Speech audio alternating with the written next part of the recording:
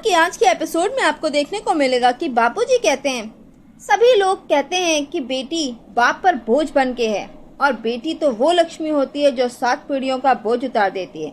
देविका कहती है कि शादी में रिलेटिव आके शगुन देते हैं और तेरा शगुन तो कान्हा जी ने तुझे दे दिया है। ये सभी बातें वनराज, बा और तोशु को बिल्कुल अच्छी नहीं लग रही होती हैं। तभी किंजल कहती है, एक्चुअली अब मम्मी अपनी शादी का खर्चा खुद उठा सकती हैं। समर कहता है, दैट्स कूल। सभी क्लैपिंग करते हैं। फिर देविका कहती है, अब तो शादी हम धूमधाम से करेंगे। तो समर कहता है, अब तो मम्मी इंटरनेशनल स्टार बनने वाली हैं, पैसों की तो कोई टेंशन ही नहीं है। किंजल कहती है, इस कॉन्ट्रैक्ट की वजह से डांस एकेडमी में और बच्चे भी आने लगेंगे। सभी बहुत ज्यादा खुश होते हैं। फिर अनु सोचता है कि एक और गुड न्यूज है, लेकिन वो सही वक्त आने पर ही मैं अनुपमा को बताऊंगा। तभी बापूजी कहते हैं कि हम भाग्य को कोसते रहते हैं, पर एक बात भूल जाते हैं कि कर्म भाग्य से बड़ा होता है। कर्म अच्छा तो भाग्य अच्छा, कर्म बुरा तो भाग्य बुरा। फिर सब चिल्लाते हैं, अनुपमा रॉक्स। उधर राखी दवे ने जो बात काव्या से कही होती है उसे सोचती है और तोशु के बारे में भी सोच रही होती है। फिर वो कहती है, मेरी लाइफ के सिर्फ 2 ही मिशन हैं, अपनी बेटी को घर वापस लाना और शाह से बदला लेना। इस बार मेरे मोहरे तोशु और काव्या हैं। तोशु को तो अभी होल्ड पर रखना होगा, उसे मैं इतनी जल्दी हाँ नहीं कह सकती वरना किंजल अपसेट हो जाएगी। और ये काव्या की बच्ची पता नहीं डिसाइड करने में इतना टाइम लगा रही है। इतना भड़काया है इसे, फिर भी नहीं भड़की अभी तक। वो डिसाइड करेगी तभी तो मैं अपनी अगली चाल चल पाऊंगी। एक बार वनराज शाह को उसकी असली औकात दिखा दूं, उसके बाद अनुज और अनुपमा की बारी होगी। उधर अनुपमा अपने चेक को देख रही होती है और रो रही होती है। तभी अनुज आता है, वहाँ पर उसके बगल में बैठता है और कहता है, यूं लाखों के चेक पर करोड़ों के आंसू बहाओगी तो घाटे का सौदा होगा अनु। तो अनुपमा कहती है, वैसे तो कई दिनों से पैसे कमा रही हूँ, पर इतनी बड़ा चेक आज तक नहीं देखा मैंने। आपने तो देश विदेश में बड़े बड़े बिजनेस किए हैं, तो आपके लिए तो ये रकम बहुत छोटी सी होगी, पर मेरी जैसी औरत के लिए बहुत बड़ी है, बहुत बहुत बहुत बड़ी है। मेरी जैसी औरत मतलब कि एक आम औरत, जैसे जब बाल बांधने की रिबन भी लेनी होती थी तो पापा से जिद करनी पड़ती थी। स्कूल की फीस देने के लिए माँ को गुल्लक तोड़ने पड़ते थे। जिसके घर लक्ष्मी जी भी आती थी तो दिवाली के कैलेंडर पर।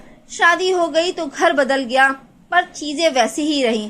पहले माँ बाप से पैसे मांगती थी, फिर पति से मांगने लगी। बच्चों के लिए कुछ लेना होता था और वो पति को फिजूल लगता था तो चुपचाप पैसे भाई से मांग लेते थे। हाथ हमेशा ऐसे रहा है, पर औरत को इस बात का बुरा नहीं लगता है, क्योंकि वो जानती है जो काम वो करती है वो बाहर जाके पैसे कमाने जितना ही मुश्किल है। तो इस बात का बुरा नहीं लगता है उसे। बुरा तो तब लगता है जब उसे ये बात जताई जाती है, जब पति पैसे देते हुए एहसास जताता है, जब कोई कहता है कि उसे खिला रहे हैं, उसे पाल रहे हैं। अरे औरत कोई भेड़ बकरी है जो उसे पाल रहे हैं? औरत है तो आंगन है, औरत है तो बरकत है, औरत है तो सुख है। पर नहीं, पति तो ऐसे एहसास जताकर पैसे देते हैं जैसे औरत को किसी मंदिर की सीढ़ी पर बैठी हुई है और उसे दान में वो कंबल दे रहे हैं। अरे कई पति तो ऐसे मेहरबानी वाली शक्ल बनाकर पत्नी के हाथ में पैसे रखते हैं, लोग किसी भिखारी के हाथ में रोटी भी इससे ज्यादा सम्मान से रखते होंगे। जब पति मुंह बनाकर हाथ में पैसे रखता है तो मन करता है चिल्ला चिल्ला कर कहूँ कि ये पैसे मैंने अपनी अय्याशी के लिए नहीं मांग रही हूँ, आपका घर चलाने के लिए मांग रही हूँ। गैस सिलेंडर, राशन भरना है, शाम की सब्जी लानी है, सास के लिए दवाई लानी है, बच्चों के स्कूल के जूते खरीदने हैं, उसके लिए मांग रही हूँ, अपने लिए नहीं मांग रही हूँ। 26 साल तक इस घर में हर किसी ने मेरे हाथ की रोटी खाई है, पर हर रोज मुझसे कहा गया कि मुझे खिलाया गया है, मुझे पाला गया है। अगर यही बात किसी औरत को या किसी अनुपमा को चुप जाए ना तो वो क्या कुछ नहीं कर सकती है। इतना बड़ा चेक। फिर रोने लगती है। तभी अनुज अनुपमा को के आंसू पोंछता कहता है, तुम तो रॉक स्टार हो। उधर बा वनराज से कहती है, अच्छा है मैडम को चेक मिल गया, अब उसकी अपनी शादी में वो ढोल बजवा वाले को बुलाए, डीजे वाले को बुलाए, टीवी फिल्म स्टार वाले को बुलाए, हमारी बला से हमारे पैसे बच गए। तो वनराज कहता है, पॉइंट ये नहीं है बा कि हमारे पैसे बच गए, पॉइंट ये है कि अनुपमा के पास पैसे आ रहे हैं पर हमारे पास नहीं। और वनराज और बा को बापूजी की कही हुई बातें याद आने लगती हैं। उधर अनुपमा अनुज से कहती है, मैंने अपनी शादी के लिए अपनी माँ को एक एक पैसे जोड़ते हुए देखा है। मैंने क्या हर बेटी अपने माँ बाप, चाचा, मामा को पाई पाई इकट्ठा करते देखती है। माँ बाप 20 साल तक एक एक सामान जोड़ते रहते हैं बेटी की शादी के लिए। बेटी पैदा होती है, उसके नाम की एफडी रख दी जाती है बेटी की शादी के लिए। बेटी के पिता रिटायरमेंट के बाद भी काम करते हैं। बेटी की माँ सालों साल एक ही चप्पल पहनती है क्योंकि घर में बेटी भी आनी है। बेटी के भाई विदेश जाकर पढ़ने के सपने तो दूर, यहाँ किसी अच्छे कॉलेज तक पढ़ने का सपना भी छोड़कर दुकान खोल लेते हैं क्योंकि घर में बेटी भी हानि होती है और इस देश की हर लड़की ये देखती है। इसलिए जब वह दुल्हन के जोड़े में सज धज के बैठती है तो उसका पहला आंसू इसलिए नहीं गिरता क्योंकि वह उस आंगन से विदा हो रही है, बल्कि उस आंगन ने जो सहा है उसके लिए गिरता है। हर लड़की के मन में एक चुटकी भर ग्लानि होता है।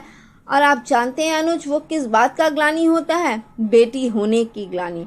हर लड़की अपने जीवन में एक बार जरूर सोचती है कि काश मैं बेटा होती, काश मैं बेटा हो। उधर राखी दवे काव्या के फोन का वेट कर रही होती है और कहती है, मैंने काव्या तुम्हें सोचने के लिए आज रात तक का टाइम दिया था। उधर काव्या सोचती है अनुपमा के बारे में। अनुपमा की तो किस्मत ही बदल गई, उसके साथ सब कुछ अच्छा ही अच्छा हो रहा है, लेकिन मुझे अपना अच्छा खुद ही सोचना पड़ेगा। काव्या फोन लगाने लगती है पर वो राखी दवे को न लगा के अनिरुद्ध को फोन लगाती है, पर अनिरुद्ध उसका फोन उस समय पिक नहीं कर रहा होता है।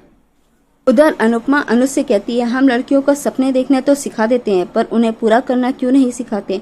क्यों लड़कियों को इस लायक नहीं बनाते कि वो जैसी मर्जी अपनी शादी करें?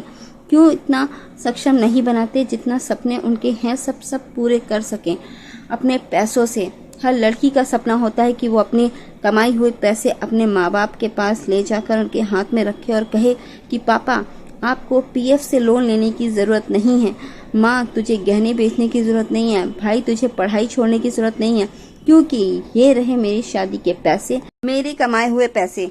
पापा, आप मेरी शादी में अपनी शादी वाला सूट नहीं पहनेंगे और माँ तू मौसी से साड़ी लेकर नहीं पहनेगी। भाई तू अपने दोस्त का कोट लेकर अपना पुराना शर्ट उसके नीचे नहीं पहनेगा। सब अपने नए नए कपड़े लेंगे क्योंकि मेरे शादी के पैसे मैंने कमाए हैं। मेरी शादी में मेरा परिवार सिर्फ मेरे साथ रहकर खुशियाँ मनाएगा, नाचेगा, गाएगा। मेरी शादी का हर पल मेरे साथ जिएगा। हर लड़की का सपना होता है कि उसे भाई बहन माँ सब अपनी शादी में नज़र आए, पर काम इतना ज़्यादा होता है कि वो शादी अटेंड करने के अलावा घर के काम और रिश्तेदारों को देखने में ही सारा समय निकल जाता है। वो अपनी लड़की की शादी भी सही ढंग से नहीं करवा पाते हैं। हर बेटी का मन करता है कि वो अपने पिता से कहे कि पापा 501 की क्यों 1001 की मिलनी करो, ये रहा मेरा कार्ड नंबर, लिखो, जाकर जो खरीदना है खरीद लीजिए, मेरी शादी के जितने अरमान है पूरे कर लीजिए, होटल मैं बुक करवाऊंगी, टैक्सी मैं बुक करवाऊंगी, आप बस हंसिए, नाचिए, गाइए। शादी से पहले ये सपने हर बार मैंने भी देखे और देश की हर लड़की ये सपना हर रोज़ रात को देखती होगी, पर पूरा बस कुछ ही लड़कियां कर पाती हैं क्योंकि बाकियों को ये सब पूरा नहीं करने दिया जाता। तो अनुज कहता है, मेरी ये अनु अपना ये सपना हर हाल में पूरा करेगी। अनुपमा कहती है, ये तो कान्हा जी की बहुत बहुत कृपा है कि, और सबसे बड़ी ये कि उन्होंने आपको मेरी ज़िंदगी में भेज दिया क्योंकि मेरा हर सपना पूरा हो सके। इस शादी का हर पल मैं ऐसे जीऊँगी जैसे हर 1000 जिंदगियाँ जी रही हूँ। मैं चेक बापूजी के हाथ में रख दूंगी और कहूँगी कि मेरी शादी के जितने अरमान हैं पूरे कर लीजिए।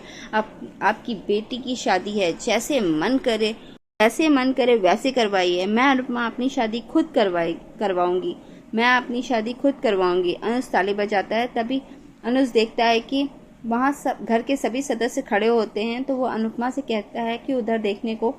तो अनुपमा देखती है कि सभी लोग वहाँ खड़े होकर उनकी बातें सुन रहे होते हैं।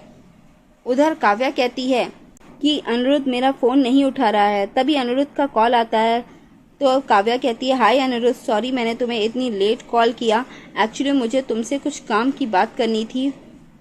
नहीं, वो फ़ोन पर नहीं बता पाऊंगी, इन्वेस्टमेंट रिलेटेड कुछ बात करनी है। तो तुम बताओ कब मिलना है? तो हम मिलेंगे, ग्रेट, बाय। तभी काव्या देखती है उसकी ये बातें वरना सुन रहा होता है। उधर अनुपमा बापूजी के पास जाती है और बापूजी से कहती है कि आपको आपकी बेटी की शादी करवानी थी ना बापूजी, करवाइए, जैसे मर्जी आपकी वैसे करवाइए। आपको मुझे चांदी की एम्ब्रॉयडरी वाला लहंगा देना था, दीजिए। आपको दुल्हन को डिज़ाइनर सूट देना था, सोने की अंगूठी, सोने की चेन देनी थी, दीजिए। आप अपने लिए और मामा जी के लिए धोती कुर्ता ले लीजिए, पर सिल्क का नहीं लीजिएगा क्योंकि बहुत गर्मी है। अपनी हर इच्छा पूरी कीजिए बापूजी, अपनी इस बेटी की शादी बहुत धूमधाम से कीजिए बापूजी। बापूजी रोने लगते हैं। तभी अनुपमा चेक बापूजी के हाथों में देती है और यहीं पे आज का एपिसोड ख़त्म हो जाता है।